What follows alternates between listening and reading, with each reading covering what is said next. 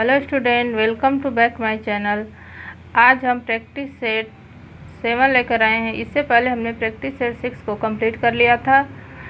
तो आइए आज हम यहाँ पर क्वेश्चन को स्टार्ट करते हैं, प्रैक्टिस करते हैं। ये जो हम क्वेश्चन करा रहे हैं प्रैक्टिस में, यहाँ से आपको टीजीटी का जब भी आप एग्ज़ाम देंगे उसमें यूजफुल रहेगा।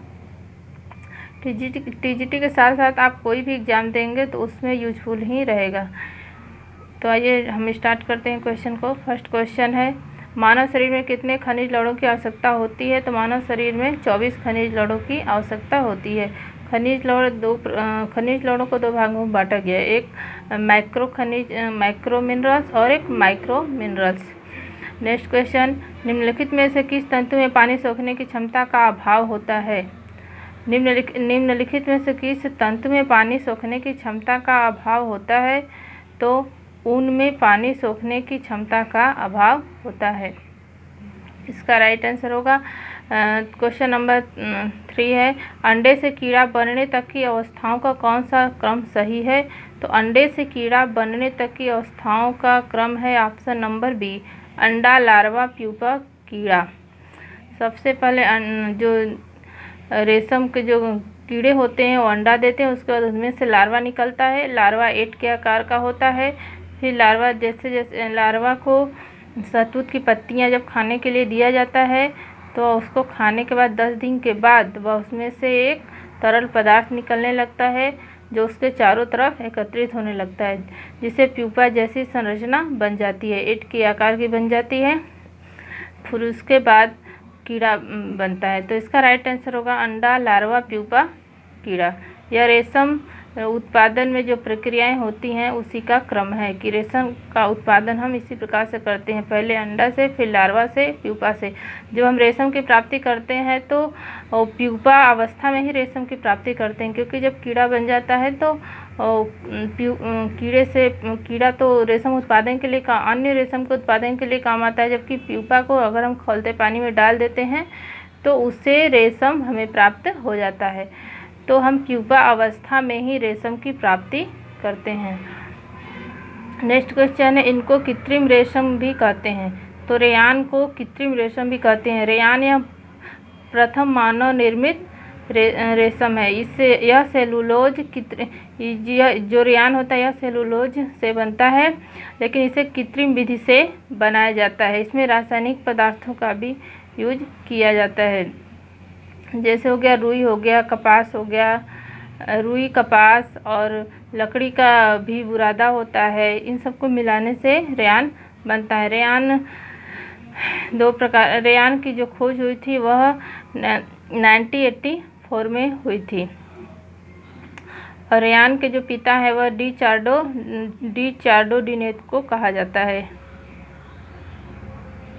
नेक्स्ट क्वेश्चन है, कौन सा जानवर ऊन प्राप्ति का स्रोत नहीं है?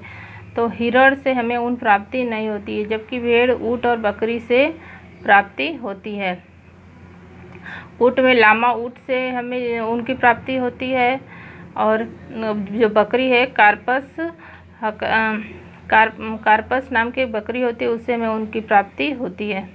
नेक्स्ट क्वेश्चन नंबर 6 है, कपास तंतु अनुप्रस्थ काट में दिखाई देता है। तो कपास का तंतु अनुप्रस्थ काट में हमें लंबा दिखाई देता है, ल्यूमेट भरा हुआ लंबा दिखाई देता है। नेक्स्ट क्वेश्चन है, कपास उत्पादन में सर्वोच्च स्थान प्राप्त करने वाला देश कौन सा है? तो कपास उत्पादन में चीन पहले स्थान पर है।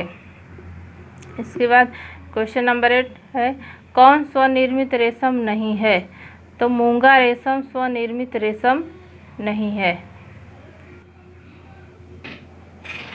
भारत में सर्वोच्च सिल्क उत्पादन का क्षेत्र है। तो इसका राइट आंसर होगा, ये होगा कर्नाटक और जम्मू में। यहाँ से सिल्क का उत्पादन सबसे ज़्यादा भी होता है और सर्वोच्च स्थान भी रखते हैं। नेक्स्ट क्वेश्चन है, मैरिनो ऊन कहाँ सबसे अच्छा पाया जाता है? तो मैरिनो ऊन यूरोप में पाया जाता है। मैरिनो एक प्रकार की भेड़ होती है। नेक्स्ट क्वेश्चन है, ये तंतु लंबे अविरल होते हैं और मीटर में मापे जाते हैं। तो तंतु रेशा लंबे और अविरल भी होते हैं और मीटर में मापे भी जाते हैं। नेक्स्ट क्वेश्चन है, काठ से ऊल किसको मिलाकर तैयार किया जाता है? तो काठ से ऊल सूती और ऊनी को मिलाकर के काठ से ऊल तैयार किया जाता है, और ये मिश्रित धागे होते हैं। वस्त्र को चिकना करना कहलाता है। तो कैलेंडरिंग में वस्त्र को चिकना चमकदार बनाया जाता है। और हम टेंटरिंग को देख लेते हैं। टेंटरिंग में वस्त्र को भी अधिक चमकदार बनाया जाता है। सैम्फोराइजिंग में सैम्फोराइजिंग जो है सिकुड़न रोधी परिसज्जा होती है। मतलब सैम्फोराइजिंग परिसज्जा करने से वस्त्र में सिकुड़न नहीं आती है। क्रेपिंग परिसज्जा से वस्त्र में चूनट का प्रभाव लाया जाता है। वाट रंजक का उदाहरण है तो इंडिगो वाट रंजक के अंतर्गत आता है। नेक्स्ट क्वेश्चन है सर्वाधिक स्टार्च पाया जाता है तो अरारोट में सर्वाधिक स्टार्च पाया जाता है।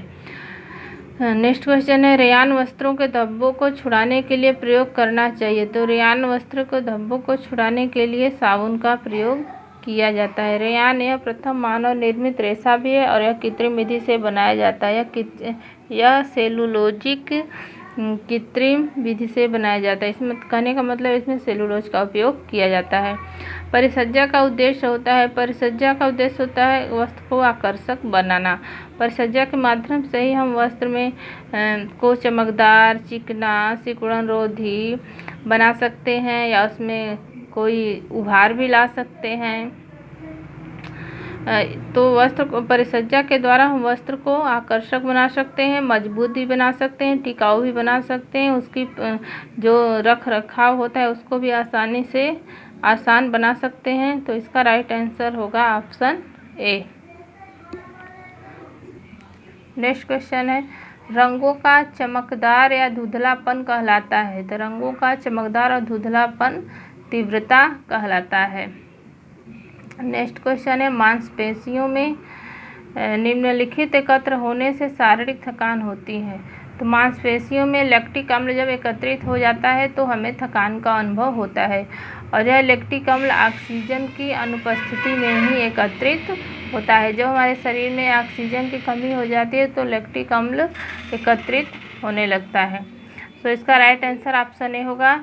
नेक्स्ट क्वेश्चन है एंजिल ने निम्नलिखित का बजट में कोई प्रावधान नहीं रखा है। तो एंजिल ने बजट में मूल्यांकन का कोई प्रावधान नहीं रखा है। उन्होंने व्यय में आय व्यय और बचत को रखा है। नेक्स्ट क्वेश्चन है जैसे जैसे आय वृद्धि होती है निम्नलिखित पर होने वाले व्यय का प्रतिशत घटता जाता है। तो जैसे जैसे आय में वृद्धि होती है भोजन पर जो आय में वृद्धि होती है तो व्यय का प्रतिशत घटता जाता है। तो भोजन पर जो व्यय का प्रतिशत होता है वह घटता जाता है। तो इसका राइट आंसर होगा ऑप्शन ए। नेक्स्ट क्वेश्चन संप्रेषण प्रक्रिया में ग्रहणकर्ता शाब्दिक और अशाब्दिक संदेश का विश्लेषण करता है। जो प्रेषक भेजता है उसे कहते हैं। प्रेषक जो भेजता है उसे एनकोडिंग बोलते हैं। संप्रेषण प्रक्रिया में ग्रहणकर्ता शाब्दिक और अशाब्दिक संदेश का विश्लेषण करता है। जो प्रेषक भेजता है तो उसे डिकोडिंग बोलते हैं। भेजने वाले को एनकोडिंग बोलते हैं और जो ग्रहणकर्ता होता है उसको डिकोडिंग बोलते हैं।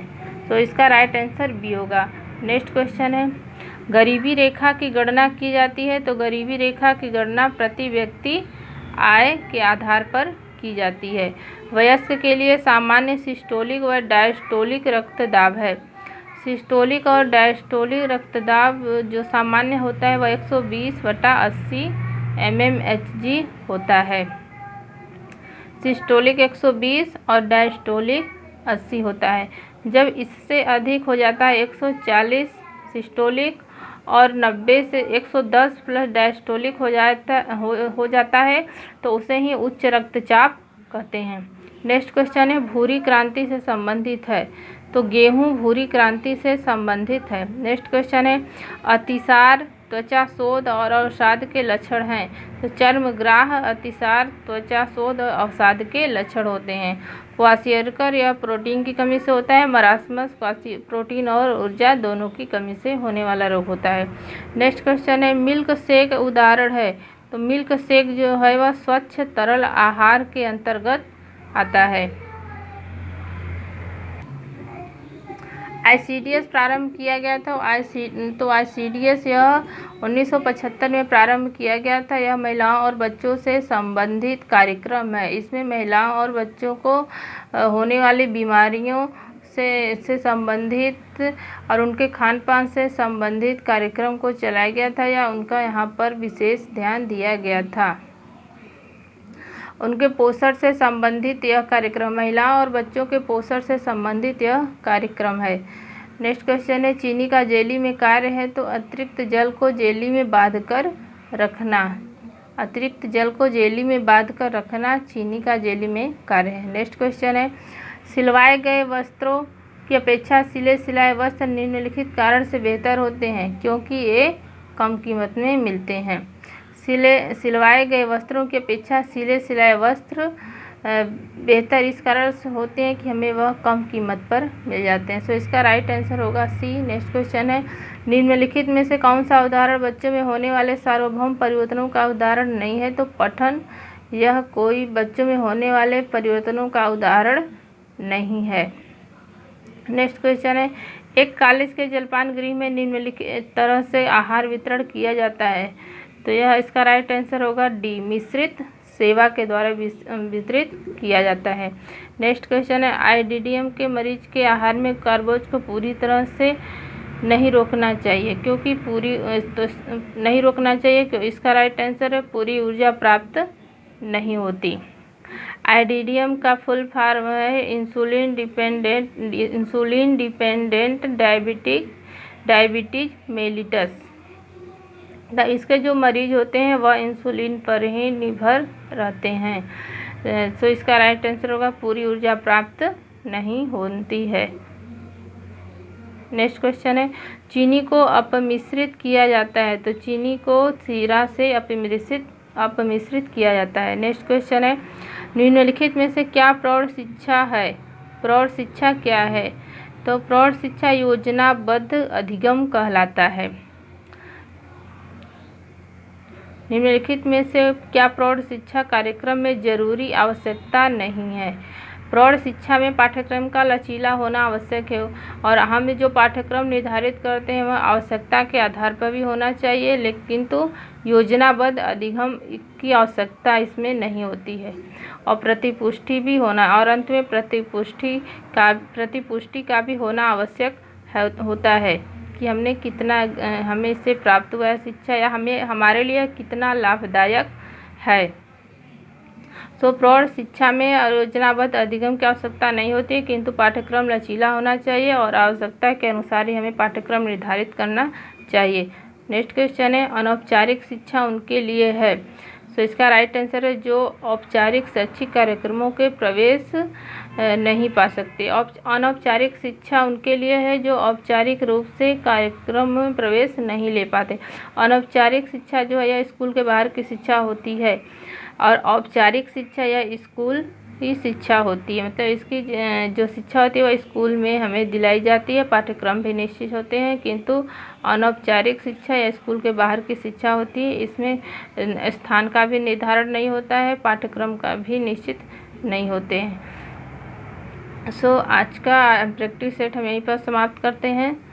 नेक्स्ट प्रैक्टिस सेट में हम फिर कुछ क्वेश्चन, इसके आगे के क्वेश्चन को सम्मिलित करेंगे। Thank you for this watching.